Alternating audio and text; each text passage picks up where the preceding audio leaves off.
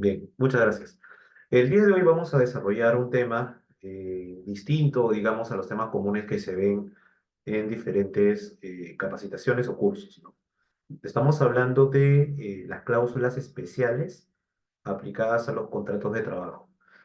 Para eso hay que tener en cuenta que un contrato de trabajo normalmente cuenta con cláusulas que son generales y eso va a depender del tipo de contrato que vamos a utilizar. No todos los contratos de trabajo son iguales. Hay contratos de trabajo, por ejemplo, que se aplican para los que son trabajadores a tiempo parcial, que naturalmente tienen cláusulas específicas para ese tipo de contrato. Lo mismo pasa en el caso de los contratos de teletrabajo, contratos de trabajadores extranjeros, entre otros. Cláusulas que son propias para ese tipo de modalidades, no hay que confundirlas con cláusulas especiales que se pueden aplicar para cualquier tipo de contrato. Es decir, lo que vamos a hablar hoy día son cláusulas que, en primer lugar, no hay ninguna ley que las regule. Es decir, forma parte de la libertad de las partes para incluir ciertas condiciones que, en el caso de que el empleador esté interesado, le sirvan para proteger, por ejemplo, cierta información, como en el caso de cláusulas de confidencialidad, o para evitar conflictos de intereses que se puedan plantear durante o después de la culminación de la relación laboral. Estas son cláusulas de exclusividad y de no competencia postcontractual. Además, hay otras cláusulas que también la legislación otorga a las partes, ¿no? Tanto empleadores como trabajadores, para regular algunos aspectos vinculados, por ejemplo, con la estabilidad laboral. Me refiero a lo que es el periodo de prueba. Entonces, todos esos puntos lo vamos a ver el día de hoy de una manera bastante puntual. Y obviamente esto va a requerir primero tener una idea básica de lo que es un contrato de trabajo. Cuando estamos hablando del contrato de trabajo, no debemos confundirlo con otro tipo de contrato que también son comunes, ¿no? En el ámbito jurídico. Por ejemplo, uno de los contratos que más se utiliza es el contrato de compra y venta. También existen los contratos de arrendamiento. En ambos casos estamos hablando de situaciones en las que las partes tienen un interés patrimonial. En el caso del contrato de trabajo, ese interés patrimonial también existe. La única diferencia es que aquí no se realiza un traslado de bienes, sino que lo que se busca, es decir, el objeto del contrato, es prestar un servicio a cambio de una remuneración, que es la que va a percibir la persona que brinde el servicio, es decir, el trabajador. Entonces, en un contrato de trabajo existen dos partes. Una, que siempre va a ser una persona natural, que es el trabajador, y por el otro vamos a tener al empleador. Ahora, el empleador puede adoptar diferentes modalidades, ¿no? O formas. Puede ser una persona jurídica, podría ser también una persona natural, por ejemplo, lo que son las personas naturales con negocio. También podría ser un empleador, por ejemplo, en el caso del trabajador del hogar, que también se identifica con una persona natural, pero sí que existe una empresa. Entonces, desde el punto de vista laboral, el empleador puede adoptar diferentes formas y no necesariamente la finalidad del empleador tiene que ser lucrativa. Por ejemplo, también podría ser empleado una asociación que, para efectos civiles, es una entidad que no tiene un interés de lucro, sino que la finalidad de la asociación es generar beneficios o ventajas para sus asociados. Entonces, para el desarrollo de su actividad, la asociación podría necesitar personal que desarrolla actividades, personal de limpieza, personal administrativo, de repente contadores, asesoría legal, etcétera. Entonces, no necesariamente la entidad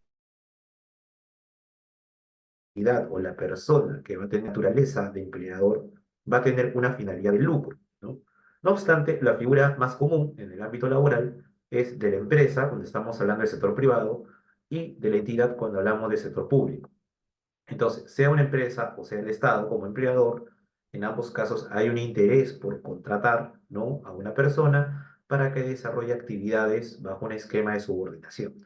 Y quiero destacar esta palabra subordinación, porque normalmente existen confusiones cuando hablamos de los contratos de trabajo y se suele confundir con otro tipo de contratos o convenios. Por ejemplo, uno de los contratos que se acerca bastante al contrato de trabajo es el contrato de locación de servicios. También existen otras modalidades muy parecidas al contrato de trabajo, como en el caso de los convenios de modalidades formativas, que se aplique para practicantes preprofesionales, al igual que practicantes profesionales. En el caso de los contratos de trabajo, ¿no? Y su diferencia con los contratos de locación de servicios, lo que observamos es que cuando usted contrata a un locador de servicios, lo que usted busca es una persona que no esté sujeto a un horario, que utilice sus propias herramientas y que tenga bastante autonomía para desarrollar la actividad. Entonces, un locador, que es una persona que emite recibo por honorarios y que la naturaleza de sus rentas son calificadas como de cuarta categoría.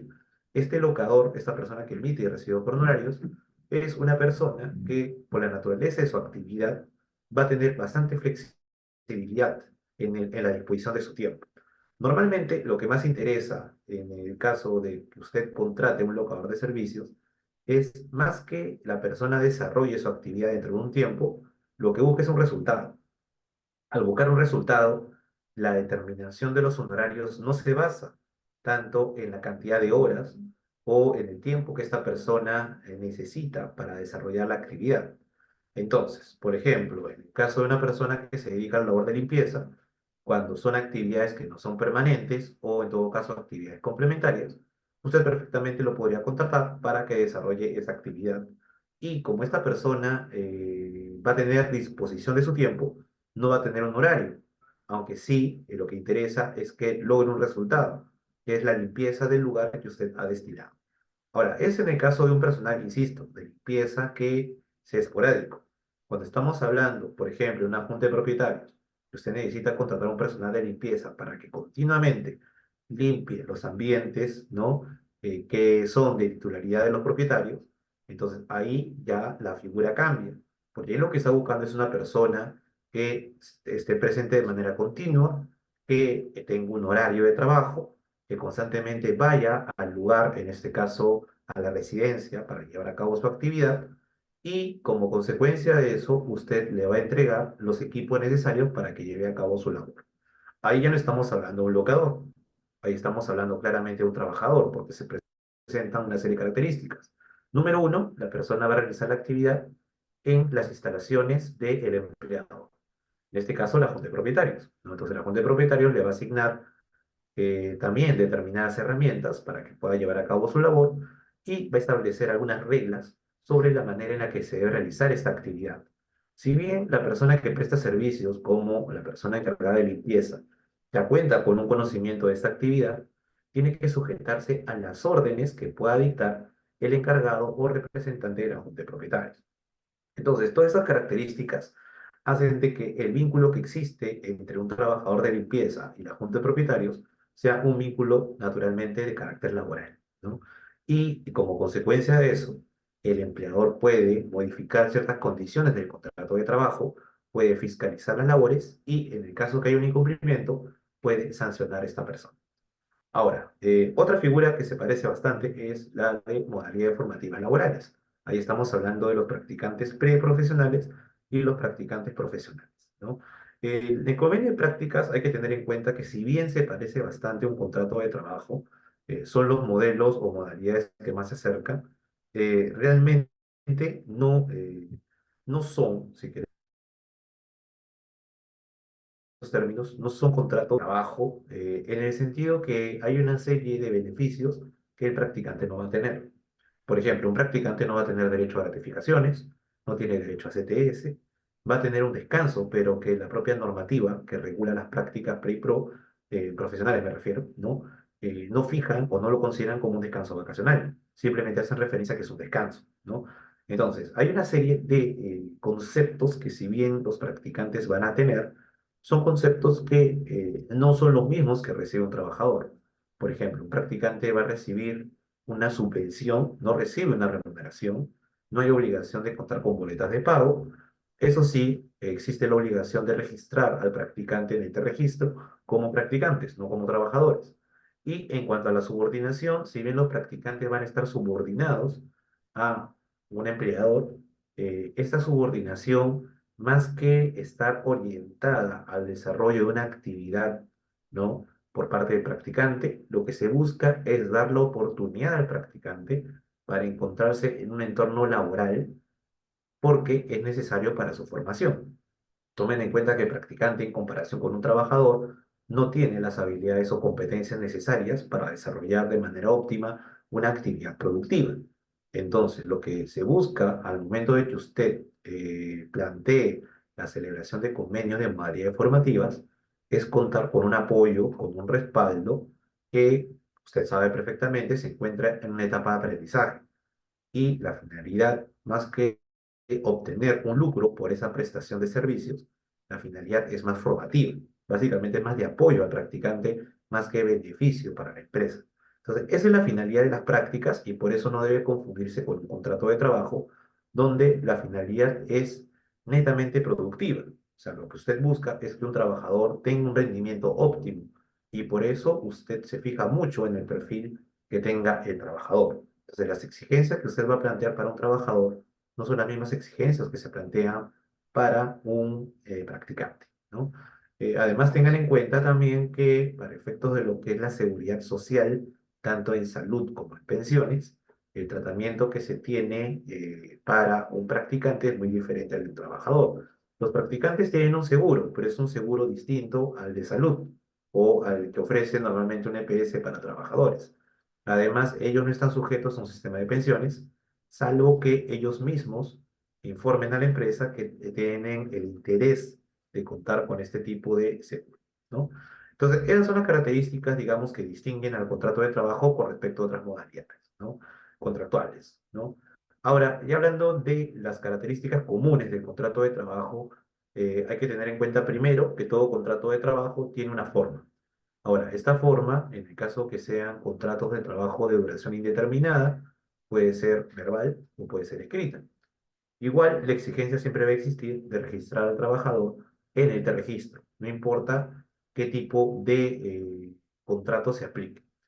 Es por eso que una de las formalidades más comunes para algunos tipos de contrato es lo que se conoce como la escrituralidad. Escrituralidad quiere decir que los contratos tienen que ser celebrados por escrito. Ahora, ¿qué contratos obligatoriamente por la ley tienen que ser celebrados por escrito? Tenemos los contratos sujetos a modalidad, número uno. Tenemos también los contratos de algunos regímenes especiales, como por ejemplo los contratos de personal extranjero, los contratos también a tiempo parcial. Tenemos también los contratos de trabajadores del hogar que tienen un registro específico, ¿no? Entonces, en conclusión, se dan una serie de situaciones que exigen, ¿no?, que las empresas o empleadores en general celebren estos contratos siguiendo esta formalidad. Ahora bien, tengan en cuenta también que en algunos casos se exige también un registro del contrato ante el Ministerio de Trabajo y Promoción del Empleo, que aquí en siglas se ha colocado como MTP. Ya, en esos casos, cuando estamos hablando de registro, recuerden que actualmente los registros son virtuales. O sea, no existe, como antes sucedía, la obligación de que usted presente estas copias de los contratos de manera presencial o física, ¿no? Eso, si bien no está prohibido, porque hay una mesa de partes presencial, solo se realiza en casos excepcionales. Acá la idea es llevar a cabo ese trámite de manera virtual. Por otro lado, en cuanto al registro, hay registros, por ejemplo, de los contratos de los trabajadores que están a tiempo parcial. Hay registros también para lo que son los contratos de trabajadores extranjeros. Hay dos, incluso dos plataformas, dependiendo si es un trabajador extranjero normal o es un trabajador extranjero que está dentro del marco de la Comunidad Andina de Naciones, que tiene un tratamiento especial, ¿no? Además, también existen otro tipo de registros, por ejemplo, para trabajadores del hogar hay un registro específico, ¿no? Que es importante tenerlo en cuenta, ¿no? Eso sí, advierto que los contratos que sujetos a modalidad, también conocidos como contratos a plazo fijo, son contratos que no tienen que ser presentados ante el Ministerio de Trabajo, basta que sean celebrados por escrito. Y finalmente, cuando hablamos ya de las características del contrato, los contratos recuerden que tienen que ser consensuales, es decir, que tiene que expresar el consentimiento de ambas partes.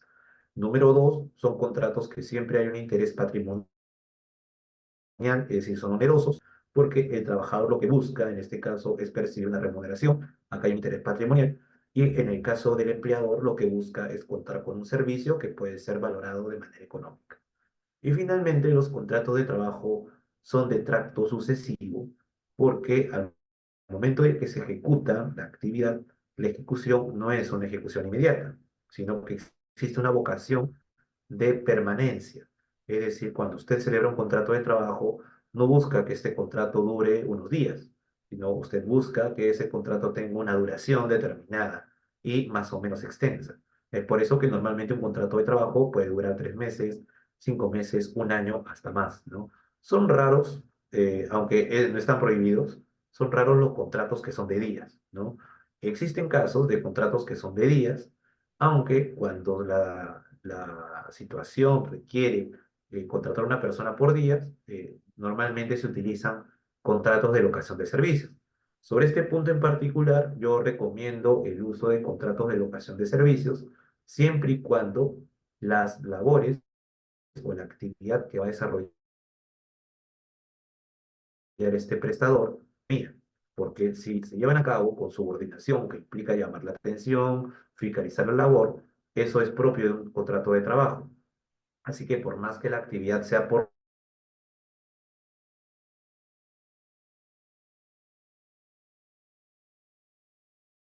días. Ahora, siguiendo con las diapositivas, ¿no?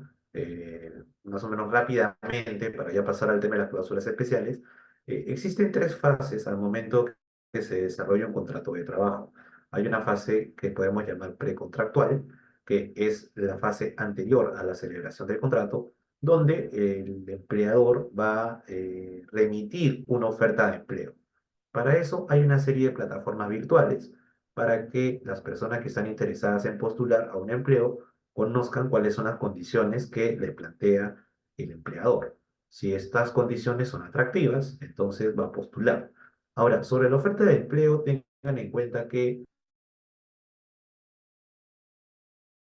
a pesar de que va a ser el empleador, sí tiene una serie de obligaciones, porque tiene que respetar criterios como la igualdad, la no discriminación al momento de que plantea una oferta de empleo. Luego de que realiza la oferta y se lleven a cabo las postulaciones, digamos, la entidad que lleva a cabo esta convocatoria va a llevar a cabo lo que se conoce como evaluaciones. Y finalmente, cuando ya cuente con los candidatos que le resulten con los perfiles más interesantes, ya se lleva a cabo una negociación para determinar cuáles son las condiciones de contrato de trabajo. Ahora, sobre ese tema de la negociación, son muy pocos los casos en los que los trabajadores tienen la posibilidad de negociar sus condiciones laborales. Normalmente lo que sucede es que la empresa establezca ya de manera bastante clara y fija un modelo de contrato de trabajo donde el trabajador lo único que tiene que hacer es leerlo y firmarlo. Entonces, eso es lo que se conoce normalmente para efectos civiles como un contrato de adhesión, que en el caso de los contratos laborales es la figura más conocida o más común. Existen casos de trabajadores que sí pueden o sí cuentan con este poder de negociación, pero son pocos los casos. Por ejemplo, para la contratación de personal de dirección, cuyo perfil es bastante buscado en el mercado y que normalmente reciben remuneraciones bastante altas. Entonces, este tipo de personas, por la naturaleza y la responsabilidad que asumen, normalmente sí tienen la potestad de negociar sus condiciones. Por otro lado, tenemos ya la etapa contractual, donde estamos hablando del inicio del contrato de trabajo, donde, claro, va a existir un periodo de prueba, que es un tema que ya lo vamos a comentar en un momento. Hay una etapa de desarrollo, por no decir adaptación, de parte del trabajador, y obviamente se va a la consolidación del trabajador ya dentro de la empresa. Pero pueden suceder algunas vicisitudes dentro del desarrollo de la relación laboral. Ellas es la suspensión, que consiste en la interrupción del desarrollo de las actividades que tenga una justificación legal o puede ser por un acuerdo entre las partes, ¿no? Un caso de suspensión muy conocido es en el caso de un accidente en la que el trabajador se va a ver impedido de poder prestar servicios. Ahora, este impedimento no quiere decir que el contrato se va a extinguir, simplemente se va a interrumpir por un tiempo determinado. Una figura diferente es la extinción del contrato. En la extinción del contrato, ya definitivamente el contrato termina. Este término puede originarse de una decisión de ambas partes, o puede ser de una decisión de una de ellas, como en el caso de la renuncia por parte del trabajador o el despido por parte del empleador. También la extinción de la relación laboral se puede producir por algunas situaciones objetivas, como el caso de la jubilación, el caso de la incapacidad absoluta por parte del trabajador, entre otras. Y finalmente tenemos una etapa postcontractual, donde el contrato de trabajo ya culmina, ya ha culminado, ¿no? Pero existen algunas obligaciones por parte de el que ha sido el empleador, o sea, el exempleador. Eh, Cuando existen deudas de parte de la empresa frente al trabajador, otra vez no se cae en negociación, porque normalmente aquí los que han sido trabajadores presentan denuncias o reclamos. Cuando esto todavía no ha sido dirigido a la SUNAFIL, que es la entidad que se encarga de fiscalizar los aspectos laborales en nuestro país, normalmente se está hablando de una negociación interna. En la negociación interna participan el empleador, el trabajador reclamante o el ex trabajador reclamante, y esto puede culminar, en el caso de que sea favorable, con una transacción o con una conciliación. En la transacción no participa un tercero, en cambio en la conciliación sí, un tercero que va a colaborar con el desarrollo de la negociación, pero que no va a determinar ninguna decisión sobre el caso, ¿no? Simplemente colabora o apoya. En el caso de que esta negociación no sea fructífera, o si el ex trabajador ve que por más que converse con su ex empleador no va a lograr ningún beneficio, ya podría recurrir a la inspección laboral o iniciar un proceso laboral. Bien, ahora ya hablando un poco sobre las cláusulas específicas, dependiendo de las modalidades, hay que tener en cuenta que hay una serie de clases de contratos. En primer lugar, los contratos, por su forma, pueden ser verbales, también se les llama orales, y los contratos escritos.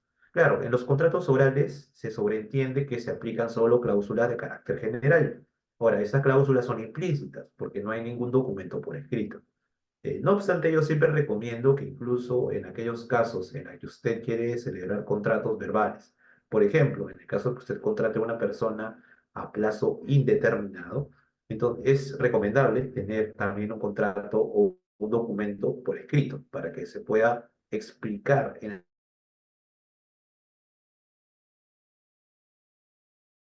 el caso de que existen algunas, se aplica para el desarrollo de la actividad, por ejemplo, cuál es el horario, la jornada de trabajo, entre otros temas que podrían perfectamente aclararse si se coloca en un documento por escrito.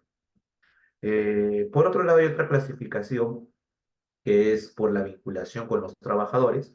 Normalmente cuando se celebra el contrato de trabajo, usted lo que busca es contar con un trabajador que forme parte de su planilla, pero hay situaciones en las que usted puede contar con personal sin necesidad de que existan entre ustedes una relación de trabajo. Estas son las figuras bastante conocidas de la intermediación y la tercerización, donde usted va a recurrir a una empresa, a un tercero, ¿no? Que va a funcionar como un intermediario para que estas empresas le destaquen trabajadores o desplacen trabajadores, ¿no?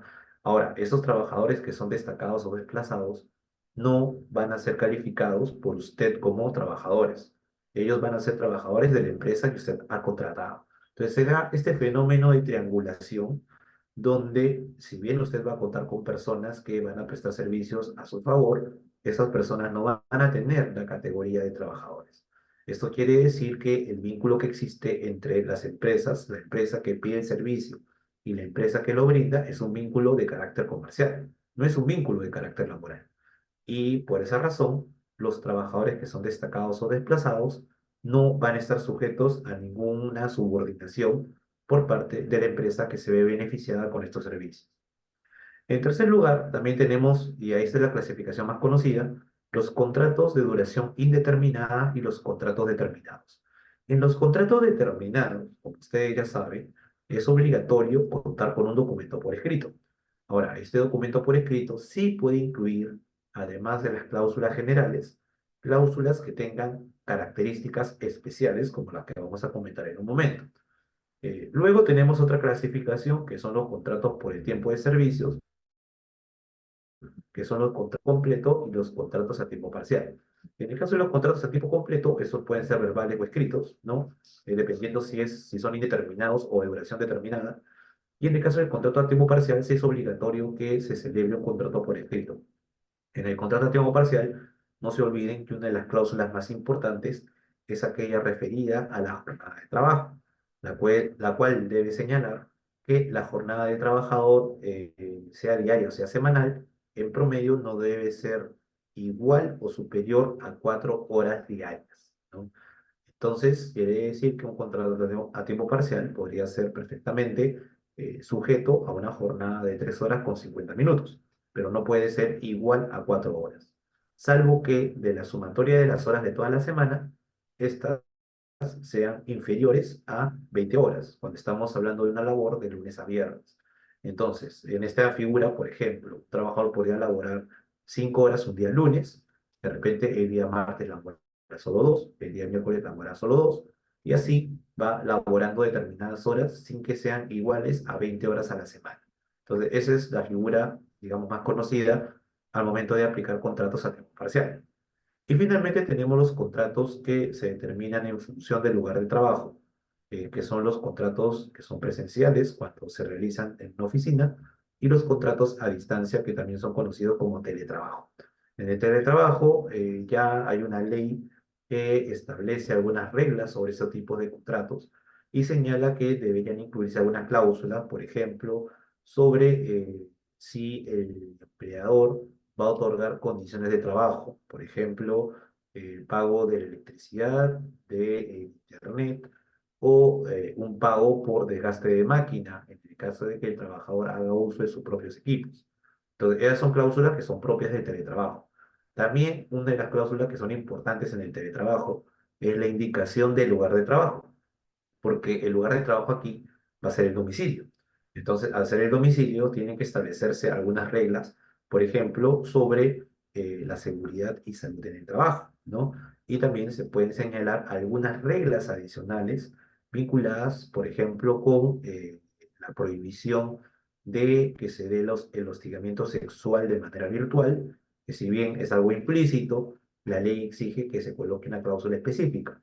Además, también esos trabajadores que van a trabajar a distancia van a tener una serie de derechos, entre ellos el de ser capacitados en lo que viene a ser toda la parte de tecnologías de información y comunicación. Es decir, tienen que conocer cómo funcionan los programas que van a utilizar.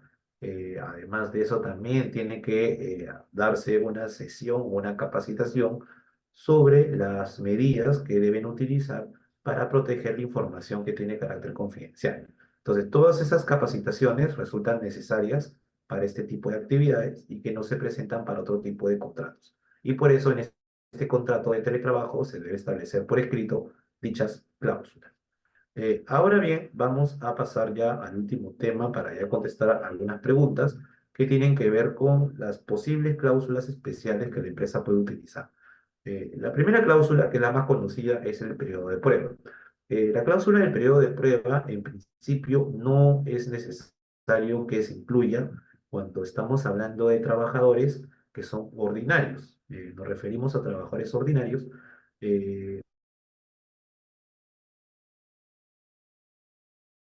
a confianza ni de dirección. Entonces, en ese caso, el periodo de prueba es de 3 meses y usted puede colocar eso en una cláusula por escrito o simplemente no lo coloca porque se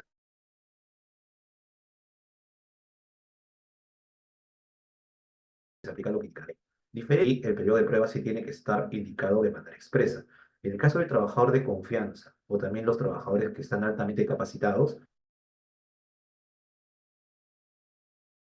esos trabajadores van a tener un periodo. En el caso de personal de dirección, el periodo máximo de prueba es de 1 año. Entonces, usted tiene que colocar sí o sí en el contrato de trabajo ese periodo. De lo contrario, se va a entender que la duración de este periodo de prueba es de 3 meses, ¿no? De el personal de confianza indica que ellos no tienen estabilidad, debe tenerse en cuenta que lo que se dice a nivel jurisprudencial es que ellos pueden ser despedidos en el caso de pérdida de confianza. Es decir, usted tiene que alegar la pérdida de confianza para que lo pueda despedir en cualquier momento. Pero si usted quiere alegar, por ejemplo, la comisión de alguna falta grave, entonces ahí sí tendría que aplicar las reglas que se aplican para todos los trabajadores, ¿no? Ahora, regresando a las cláusulas, también una cláusula muy conocida es la de exclusividad. La cláusula de exclusividad tiene como finalidad establecer que el trabajador dentro del horario de trabajo no puede realizar actividades para otros empleadores, número uno, ni tampoco actividades que sean propias fuera de lo que se considera como las laborales. Ahora, la exclusividad puede estar vinculada tanto con las tareas dentro de la jornada de trabajo como fuera de la jornada. Hay, por ejemplo, empresas que ven la necesidad de establecer cláusulas de exclusividad incluso fuera de la jornada de trabajo, debido a que el trabajador, si realiza labores para otra empresa, específicamente empresas de la competencia, podría recaer en un conflicto de intereses. Entonces, esta cláusula de exclusividad se puede utilizar para dos situaciones.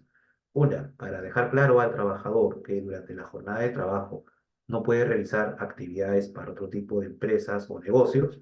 Y la segunda finalidad es para establecer que fuera del horario de trabajo, el trabajador se va a ver impedido de desarrollar actividades para otras empresas, específicamente empresas de la competencia. Ahora, estas cláusulas hay que utilizarlas con mucho cuidado porque la idea tampoco es restringir al trabajador de poder obtener otros ingresos. Entonces, si usted va a aplicar una cláusula de exclusividad fuera de la jornada de trabajo, lo lógico es que el trabajador se tiene que ver compensado con alguna suma, ¿no? Puede ser un incremento de la remuneración u otro tipo de concepto para que de esa manera pueda ser atractivo a la firma de ese tipo de cláusulas. Una tercera cláusula es la de confidencialidad, que son cláusulas que, ojo, muchas empresas lo aplican para todos los trabajadores. No obstante, el deber de confidencialidad, si bien se aplica para todos los trabajadores, incluso trabajadores que son operarios, se exige o se recomienda que estas cláusulas de confidencialidad, que normalmente pueden ser convenios o simplemente unos párrafos, se apliquen para aquellas personas que desarrollan actividades donde hay acceso a información reservada o altamente reservada. Entonces, no es lo mismo un operario, por ejemplo, que un trabajador que labora en el área de contabilidad, que sí podría tener acceso, por ejemplo, a las nóminas, a las remuneraciones, a información de proveedores, etcétera.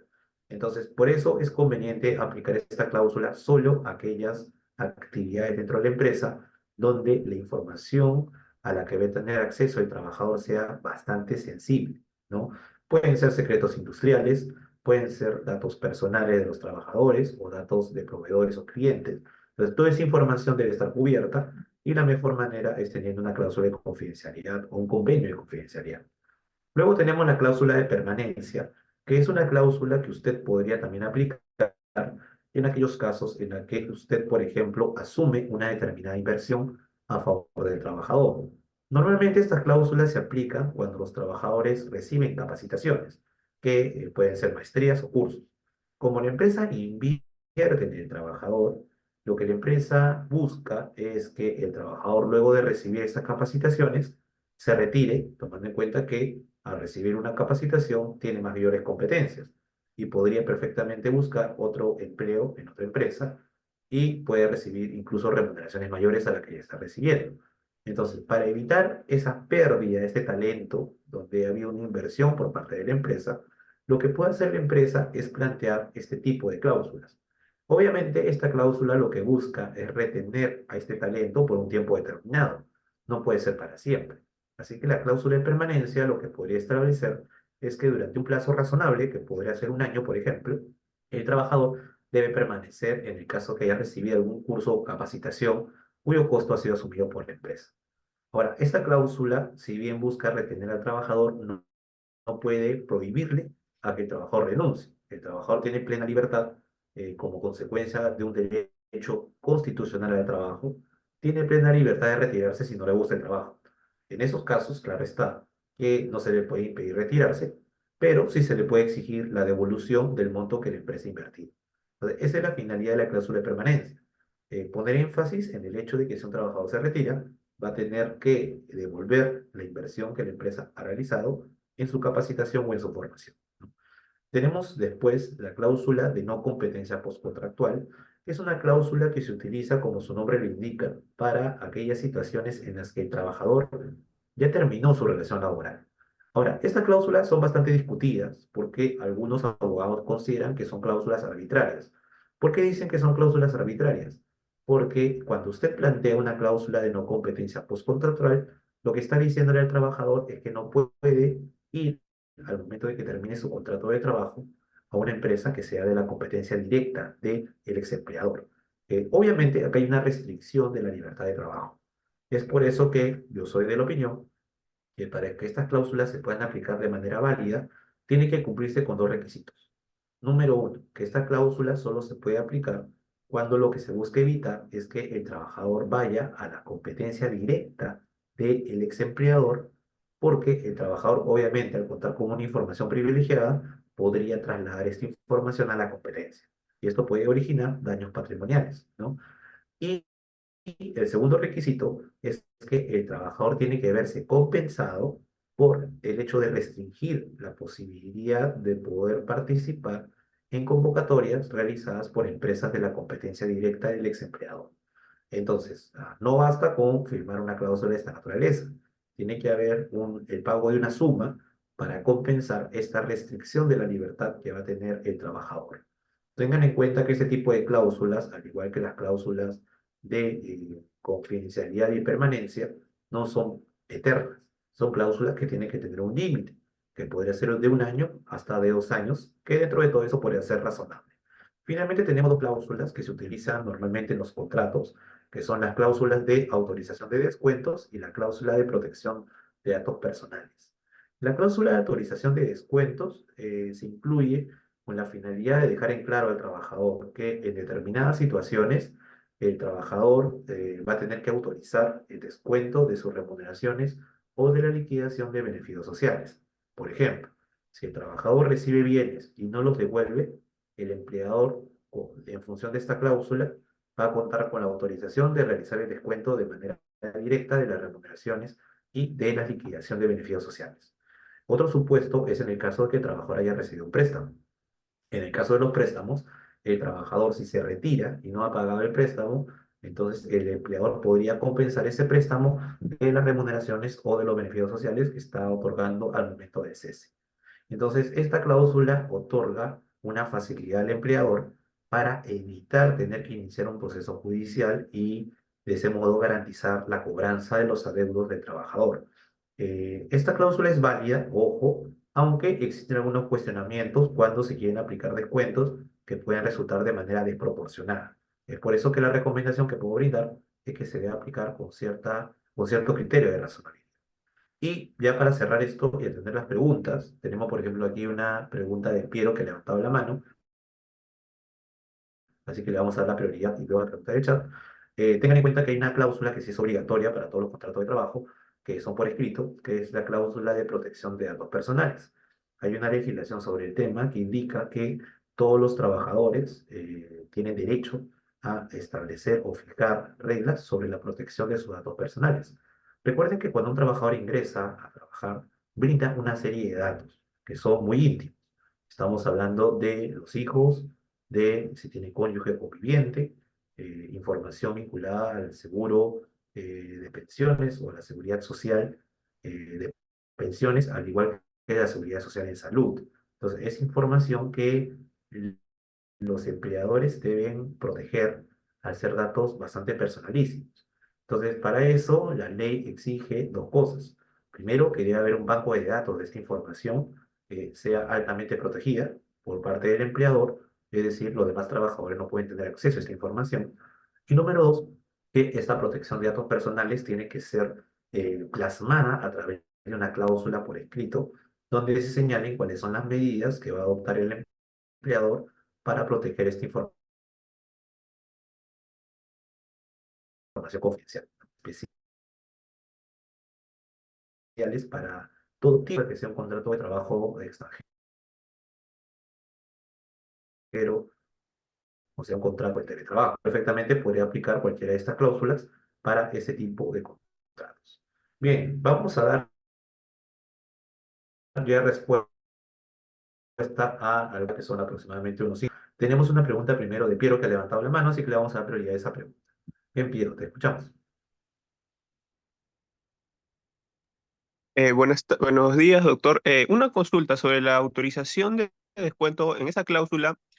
¿Cuánto es el porcentaje máximo que se le puede descontar al trabajador, por ejemplo, si es que comete alguna falta grave, estropea el material de trabajo, demás, ya que en el Código Civil básicamente hay ay, se me fue la palabra, pero o sea, no se puede básicamente tomar el sueldo del trabajador ya que es de carácter alimenticio, es constitucional. ¿Cuánto es el máximo que se pudiese retener o descontar sobre el sueldo del trabajador? Y también sobre, o de los beneficios sociales que pueda tener en su liquidación. Ujú. Perfecto, gracias por la pregunta, Piero. En primer lugar, como bien mencionas, la legislación laboral no establece una limitación al momento de que usted quiera incluir esta cláusula de autorización de descuentos. Ahora, lo que sí se establece a nivel del Código Procesal Civil es un límite para lo que son embargos, que es una figura diferente. Los embargos pueden ser aplicados tanto por lo que viene a ser la SUNAT como por el Poder Judicial, por ejemplo, para procesos que son de carácter alimentario, ¿no? Entonces, esos embargos sí establecen un límite para poder llevar a cabo un descuento de manera unilateral que consistiría en el exceso de 5 URPs. Actualmente el URP es el 10% de la UIT vigente, ¿ya? La UIT es de 5.150. Entonces calculamos en función del 10% de 5.150 y ahí lo multiplica por 5. ¿Ya? Es un monto intangible, ese monto no se va a poder descontar. Del exceder contar un tercio. Eso es lo que se indica para embargos. Acá no estamos hablando estrictamente de un embargo, estamos hablando de un descuento autorizado por el trabajador para situaciones muy específicas. Entonces, por ejemplo, insisto, si estamos hablando de un caso de un préstamo, se puede efectuar un descuento conforme a lo que indica esta cláusula. Diferente sería el caso de que el trabajador haya producido un daño.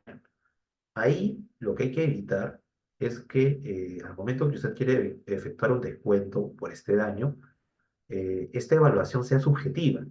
Yo he visto que muchas empresas hacen una evaluación o un estimado en función de lo que cree que ha generado de daño el trabajador y en función de hacerle descuento. Yo considero que esa práctica es inadecuada, que los descuentos tienen que llevarse a cabo bajo criterios objetivos y en la medida de lo posible, por no decir lo más recomendable, es que cualquier descuento por daños, por ejemplo en bienes o por incumplimientos, tienen que ser primero revisados o ser materia de una investigación que cuente con un informe donde se haga una evaluación del daño. Por ejemplo, si usted recibe la laptop que usted le ha brindado al trabajador y esa laptop tiene algunas roturas, ¿no? Antes de llevar a cabo una cobranza o un descuento al trabajador, lo primero que tiene que hacer es llevarlo técnico, que emite un informe sobre la naturaleza del daño y el costo que va a implicar su reparación. Entonces, en función de eso, usted recién tiene que comunicar al trabajador que como consecuencia de que se ha determinado un daño, obviamente claramente determinado que es el responsable del trabajador, correspondería hacer un descuento proporcional al daño original. Entonces, siempre este tipo de descuentos por daños o por afectaciones en contra de la empresa de carácter patrimonial tienen que necesitar previamente un respaldo a través de un informe técnico. Si no existe un informe técnico, el trabajador perfectamente podría cuestionar la aplicación de ese descuento recurriendo a autoridades judiciales o a la propia zona FIN, ¿no? Entonces, por eso tenga mucho cuidado al momento de aplicar cláusulas de autorización de descuento, porque ya la legislación y la jurisprudencia ha señalado que los descuentos no se pueden aplicar cuando son de carácter unilateral, salvo que el trabajador brinde un consentimiento, como es el caso, para que se puedan realizar descuentos. Claro, no se indica cuál es el criterio de razonabilidad, así que aquí lo mejor es que usted se ajuste a determinados criterios de equidad y justicia, ¿no? Sí, Miguel, te escuchamos ahora tu consulta.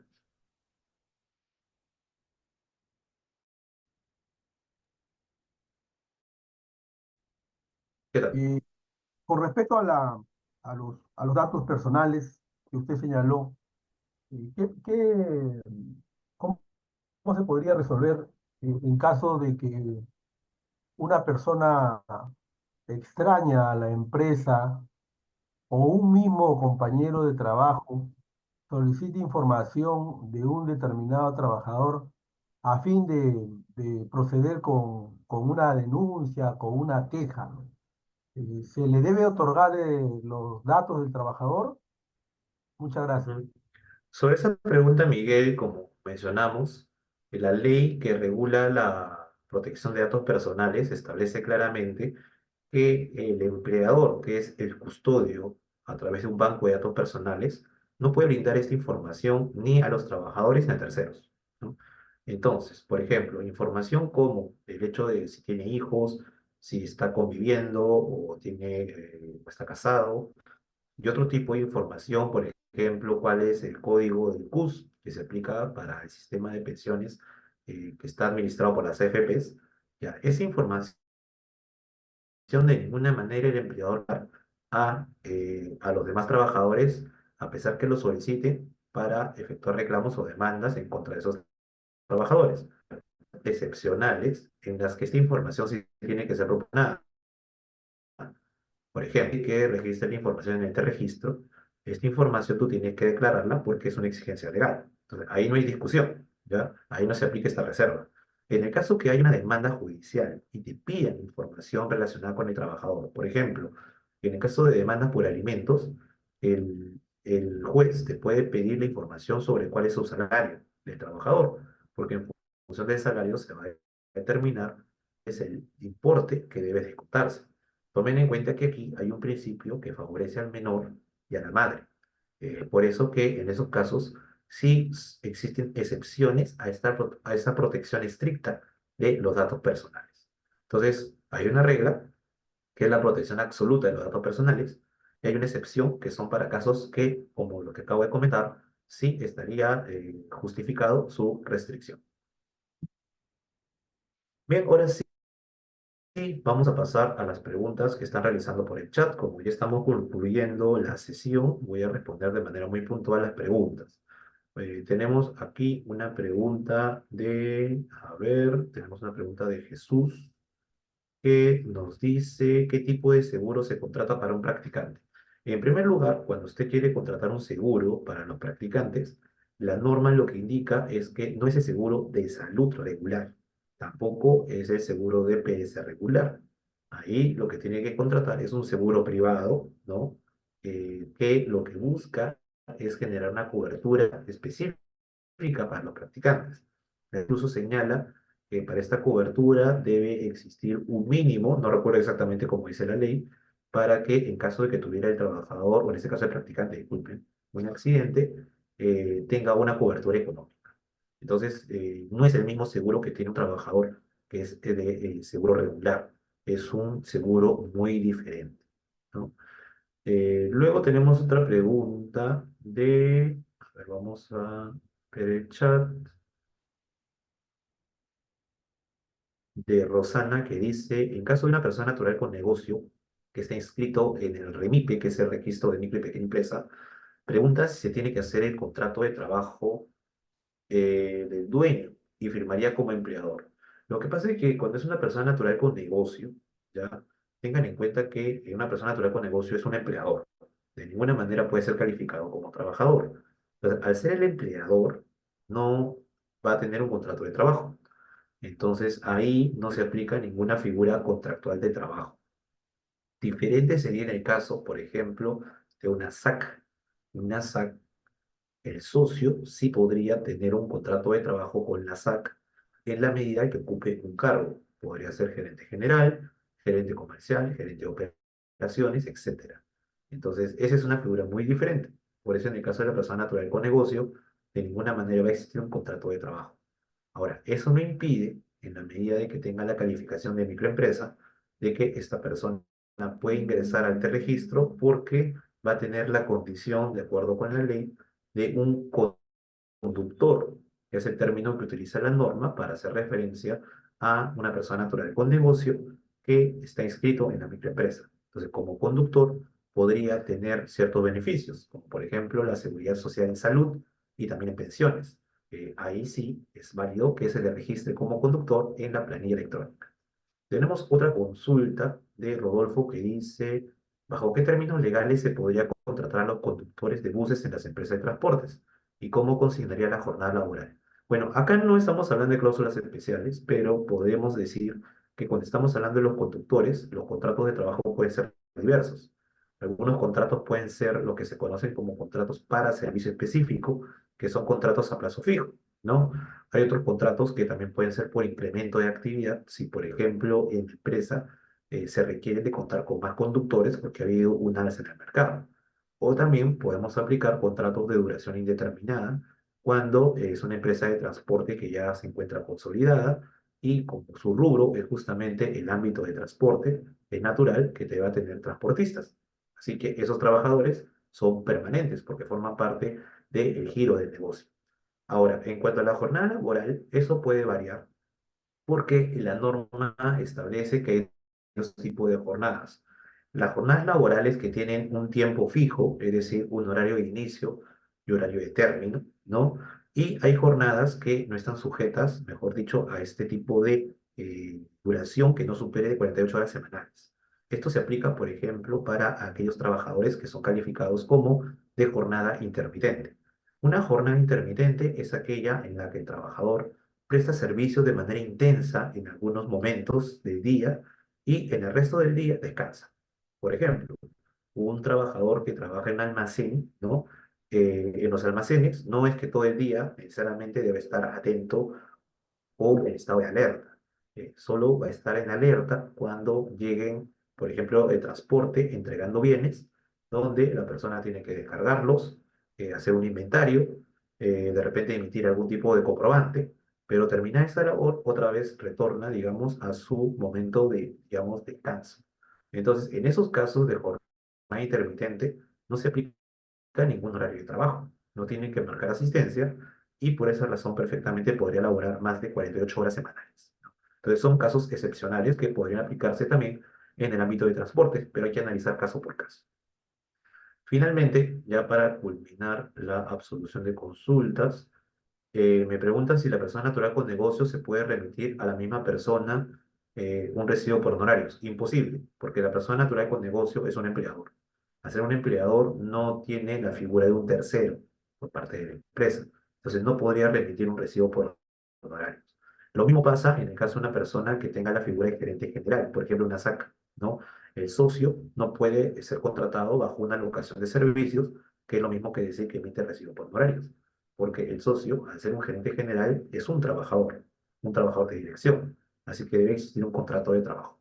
Bien, para cerrar, tenemos una pregunta de Jacqueline que dice, ¿qué tipo de cláusula se puede tener cuando el empleador le hace venir 15 minutos antes de la jornada a favor de que se cambien? Ojo, sobre esta pregunta, Jacqueline, ya hay sentencias que indican que el tiempo que toma un trabajador para cambiarse es un tiempo que debe formar parte de la jornada de trabajo. Así que si tú obligas a los trabajadores a que antes del inicio de su jornada de trabajo tengan que estar 15 minutos antes, eso está prohibido por ley, o mejor dicho, por jurisprudencia. Así que no lo hagas porque te puede generar un problema, porque el trabajador puede presentar una denuncia ante la SUNAFIL y lo más probable es que gane, ¿no? Y finalmente hay una pregunta de Henry y Luis, con esto cerramos, que dice, ¿cuánto tiempo diario se puede hacer el contrato, por ejemplo, de 2 horas o hay un mínimo? No hay ningún mínimo establecido por la ley cuando son contratos de horas durante el día. Entonces tú puedes tener 2 horas, 3 horas, 4 horas, puedes tener una hora incluso. Entonces no hay ningún límite establecido por la norma. Obviamente, si tú quieres que el rendimiento sea óptimo, yo recomendaría que un contrato de trabajo no tenga menos de 3 horas, ¿no? Luego tenemos otra pregunta de Luis que dice, ¿un docente que brinda clases virtuales debe calificar como teletrabajo? Sí, obviamente un docente que brinda clases virtuales lo hace de su casa.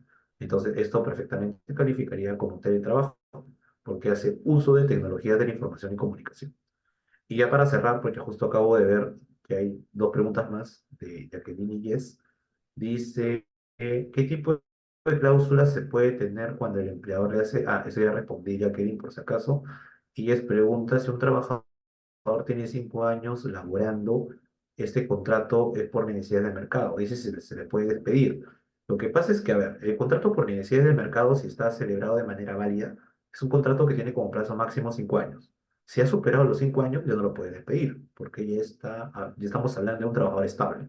Si no ha pasado los 5 años y el contrato ha sido celebrado de manera correcta, entonces ahí sí lo puede cesar, pero ojo, ahí no estamos hablando de despido, estamos hablando de vencimiento del contrato, que es otra figura. porque en el despido estamos hablando de una decisión unilateral por parte del empleador. En cambio, en el caso del vencimiento del contrato, nos referimos a un caso en que el contrato simplemente queda sin efecto como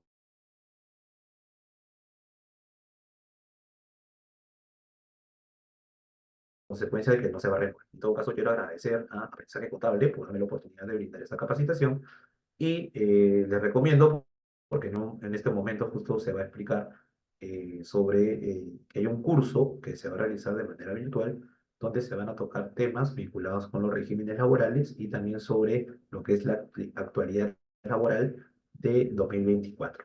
Les recomiendo que formen parte de ese curso para poder conocer más sobre lo que son los contratos de trabajo y cómo se ve en la práctica o cómo se redactan estas cláusulas especiales. De mi parte, hasta luego y le doy el pase al encargado. Muchas gracias.